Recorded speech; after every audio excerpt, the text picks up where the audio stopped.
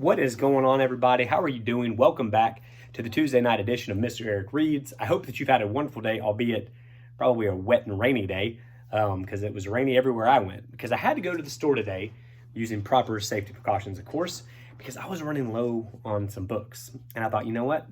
As I get to the bottom of the bucket that the Herman family let me borrow from Appling, I was like, oh man, I need some other books to be ready. So I went and found this. That's right, 12 stories from Kimberly and James Dean, starring our friend Pete the Cat, and we've only read one of them before.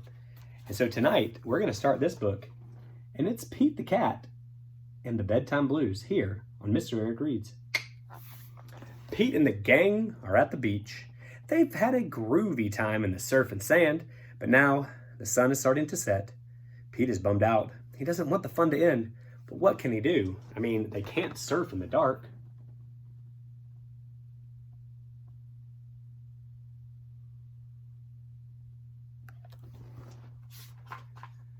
Then Pete has an idea. Hey, he shouts. Why should our fun end just because the sun is tired? Let's have a sleepover at my house. That will give us more time for tons of fun. Pete's friends love that idea. Groovy, says Gus. Will there be any snacks? Asks Alligator. Grumpy Toad points to his motorcycle. Come on, let's go to Pete's place. The party at Pete's house is far out. The gang orders pizza and plays and plays and plays. Alligator throws Pete's soccer ball. Gus goes for a ride on Pete's bike. Grumpy Toad drives Pete's remote control car, and Pete draws with his crayons. Finally, the friends decide that it's time for bed.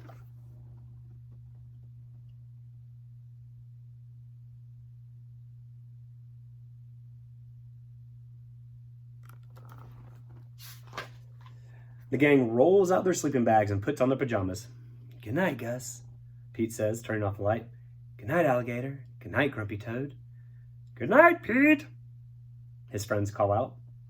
Pete pulls his blanket up high. He fixes the sleeping cat. He squishes around to get comfortable. It has been a long and groovy day. But now he must get some shut-eye. Slowly, Pete closes his eyes. He's about to catch some good Z's when he hears. Pete sits up and turns on the light. Who did that? He asks.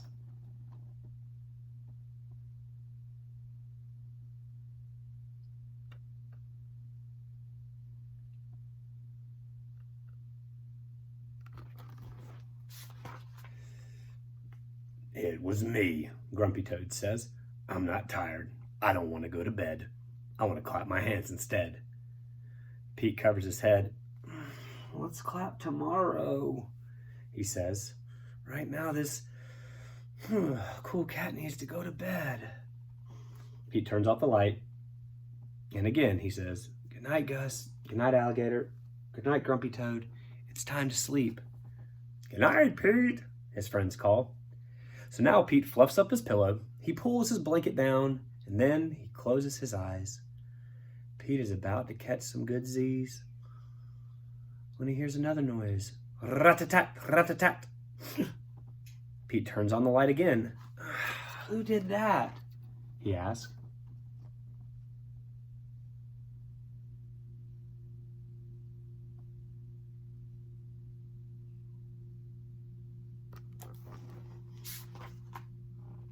Hey, man, it was me, says Gus. I'm not tired, and I don't want to go to bed. I want to jam. Pete shakes his head. But Gus, that was a cool beat, but let's all rock out tomorrow instead. This cat needs to get some sleep. So Pete turns off the light again. Good night, Gus. Good night, Alligator. Good night, Grumpy Toad. It's time to sleep. Good night, Pete, his friends call. So Pete rolls to his left side, and then he rolls to his right side. He's about to catch some Z's when he hears a loud munch, munch, munch.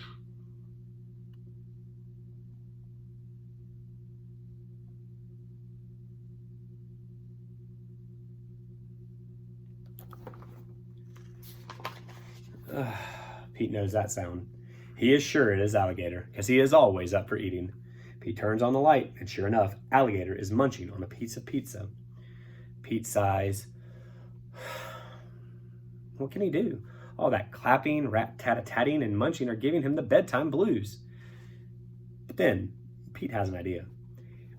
He gets out his favorite bedtime story and begins to read.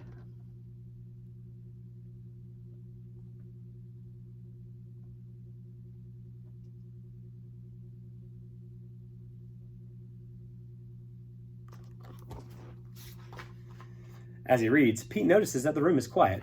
There is no more clapping, no more rat-a-tat-tatting, and no more munching. Pete looks up and his friends have gathered around because they want to hear the story too. Pete turns back to the beginning of the book and he begins to read it out loud. His friends settle down and listen. No one makes a sound.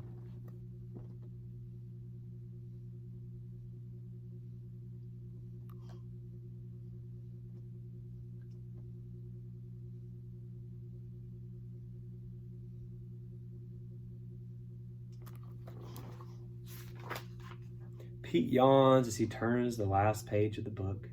He's been so focused on the story, he didn't even notice his friends creep off to their own beds. "Good night. Sleep tight," he whispers.